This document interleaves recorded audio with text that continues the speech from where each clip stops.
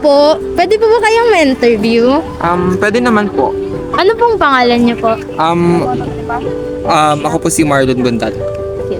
May tanong lang po kung ano pong katangian sa tingin niyo meron kayo bilang isang Filipino and kung tingin niyo ba ito ay positive or negative? Siguro para sa nakikita kong katangian sa sarili ko is yung positive side ng isang Pilipino na pagiging hospitable kasi kapag Pilipino tayo, kapag may dumating na bisita sa bahay natin or kahit di natin siya kakilala, ni-welcome natin siya sa bahay, tapos parang inalagaan natin siya na maayos, na maging maganda yung kalagayan niya sa bahay nyo or sa ibang lugar man. Yun yung katangian ng isang Pilipino na mayroon tayo. Thank you po. Ang ganda po ng sagot niyo. Hello po. Ay, hello po. Pwede po ba kayo ma-interview? Okay po. Elia. No problem. Pwede ko po muna malaman yung mga names niyo po. Ikaw po. Benedict. Franklin po. Daniel po. Yung question ko po, ano po sa tingin niyo yung katangian meron kayo bilang isang Filipino and sa tingin niyo po ba ito ay positive or negative po? Ako sa akin, pagiging family-oriented.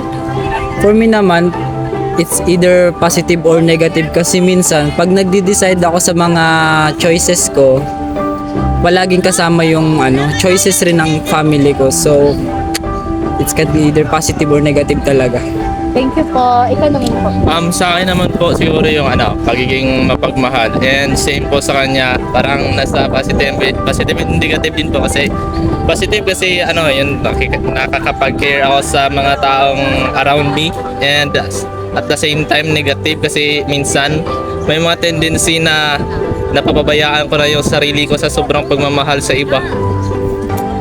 Sa akin po yung pagiging makajos. Pero unlike sa kanila, sa akin is pure positive. Kasi syempre si God na yan eh. Yun lang po. Thank you po. Ang gaganda pa ng mga sagot nyo. Anytime. Hello po. Pwede po ba kayo ma-interview? Sige po. Ano po man ang name nyo? Ako po si Mark Gershom. Gallardo Nocat. Okay. Mark, may tanong po ko. Ano po sa tingin nyo yung katangian nyo bilang isang Filipino and positive po ba sa inyo to or negative?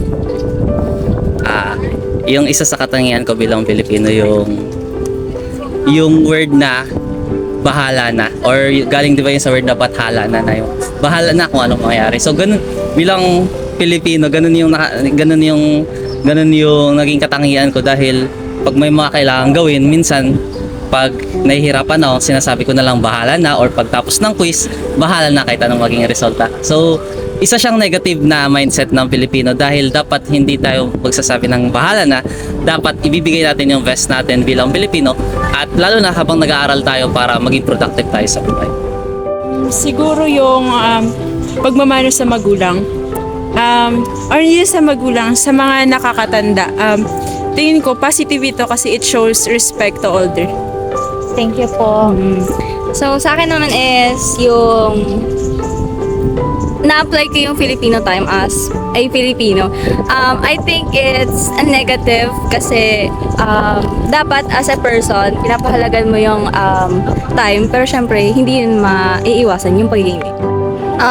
One of my characteristics sa pagiging Pilipino ko is yung pagiging matulungin kasi yung madalas ko naman ginagawa siya pag may mga taong gustong humingi ng tulong, which is maganda naman siya kasi it helps them na para makuha nila yung goals nila and para maging well understood naman sa kanila. Well, yung negative nga lang kapag nasobrahan kasi parang nagiging abusive na siya at saka parang masyado naging dependent na sa iba. Katangian ko bilang isang Pilipino, yun yung sinusunod ko pong core values ng ating bansa. Which is yun yung makabayan, makatao at makakaligasan. Positive po yun sa akin. Mark Jason Di Vinagracia Neri. Kuya Mark, yung tanong ko po, anong katangian meron kayo bilang isang Filipino and kung positive po ba siya or negative siya sa inyo? Pagiging isang Filipino, may isa akong katangian na pagiging resilient. Hindi lang nag-give up basta-basta. positive yun para sa akin kasi may mga time na parang medyo mahina yung kita, ganon. Pero kahit pa paano hindi ako nag-give up. Hindi lang isang beses, dalawang beses, tatlong beses na mahina yung kita, pero hindi ako nag-give up. So isa yun sa mga katangian na hindi ako nag-give up, resilient. Positive yun para sa akin. Bili na kayo dito! Ice cream! Ice cream! Ice cream! Ice cream! Bili na kayo! June Gapwa. Sir Jun, ang tanong ko po, anong katangian po meron kayo bilang isang Filipino and kung ano po ba siya sa inyo, positive or negative? Bilang isang Pilipino, ang katangian ng isang bilang isang Pilipino. Masipag, mabait, matyaga, mapagmahal at saka matulungin. Puro positive po talaga. Puro positive. Narciso Argame Gabayan. Yung tanong ko po, sir, anong katangian po meron kayo bilang isang Filipino? And kung positive po ba siya or negative po siya para sa inyo po? Marahil yung nasa o gusto ko na sumunod sa mga alituntunin ng ating batas. 'Di ba? Kung ano yung regulasyon, sundin natin. Nang totoo tayo. Yung nakikiayon tayo doon sa magandang hangarin ng ating gobyerno. Ayun. Palagi ko yun. Kasi hindi naman tama yung hindi magsunod. Kasi kadalasan tayo pag hindi sumusunod, ibig sabihin may gusto ka sa sarili mo na yun lang ang gusto mong sundan. Na hindi rin tama. Kailangan kasi nasa isang community tayo, may mga kasama tayo, may hangarin yung gobyerno natin na gawin ito, na kadalasan din siyempre ang hangarin ng gobyerno natin sa kabutihan din. Juan Kawilan. Sir Juan, ang tanong ko po, anong katangian meron kayo bilang isang Filipino and kung positive or negative po ba siya para sa inyo? Sa akin, nasa nakikita ko meron ako dalawang katangian. Una dyan ay ako ay matyaga. Matyaga kasi kahit na anong hirap yung trabaho, ginagawa ko siyang ginagawa ko siya ng paraan para matapos ko siya, and sinisigurado ko talaga na yung isang trabaho bago ko siya na talagang natapos ko muna siya. So meron akong tiyaga, matyaga at masipag. Pangalawa, mapagpasensya. Kasi sa mga bagay na hindi kasi maiwasan, may mga bagay na kung saan ay dapat nating tiisin mga bagay. At yan yung katangian na meron ako.